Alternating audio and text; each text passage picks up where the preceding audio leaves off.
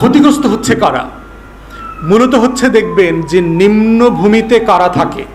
আপনারা যারা গ্রামে থাকেন, গ্রামে যাওয়া আসা করেন, দেখবেন, অথবা চর হাওর অঞ্চলের মানুষ, চরে সাধারণত গরিব মানুষরা থাকে।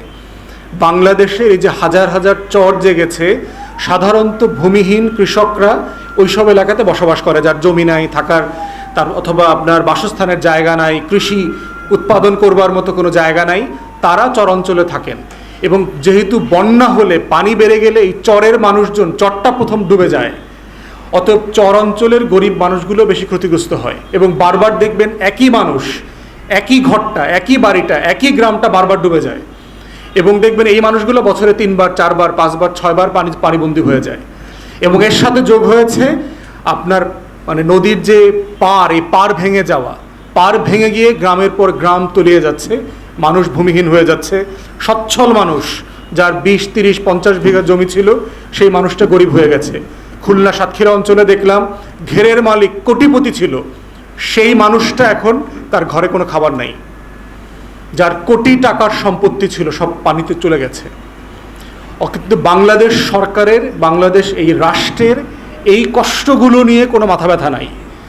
একটা রাষ্ট্র যারা চালায় তাদের মোদ্দা লক্ষণ হইতে হবে যে এই রাষ্ট্রের জনগণের প্রতিদিনের কষ্টকে কিভাবে লাঘব করা যায়, তার জীবনটাকে কিভাবে সহজ করা যায়, তার জন্য এই রাষ্ট্র কিভাবে টাকা খরচ করতে পারে, এই রাষ্ট্র কিভাবে লুটপাট করে। দেখেন, এখন পর্যন্ত বানভাসী মানুষদেরকে যে সাহায্য দেওয়া হয়েছে, তাতে দেখলাম গড়ে আপনার জনপ্রতি পড়েছে 5 টাকা আর 1.5 কেজি চাল।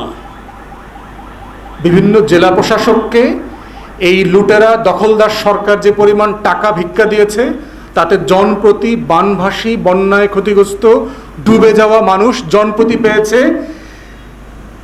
5 টাকা 1.5 কেজি চাল।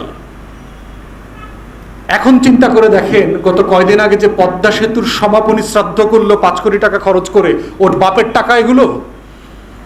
এখানে টাকা আসে কোত্থেকে? পদ্মা সেতুর শ্রাদ্ধ আয়োজন করবার টাকা আসে কোত্থেকে?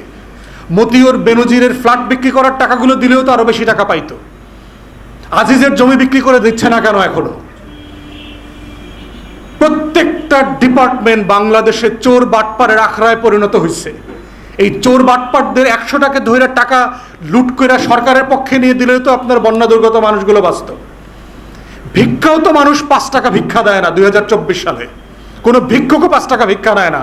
কিন্তু এই অবৈধ দখলদার সরকার দেখেন, ইস্ট ইন্ডিয়ার কোম্পানির মতো করে দিল্লিকে ইচ্ছা মতো সব দিয়ে আসবে। বেইজিংয়ের সাথে দাসত্বের চুক্তি করতে গেছে, কিন্তু নিজের দেশের মানুষকে সে ন্যূনতম সম্মান করে না, শ্রদ্ধা করে না, ভালোবাসে না।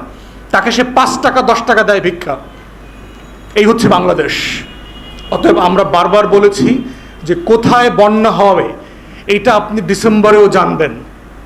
প্রতি বছর বন্যার একটা ভূগোল আছে, জিওগ্রাফি আছে।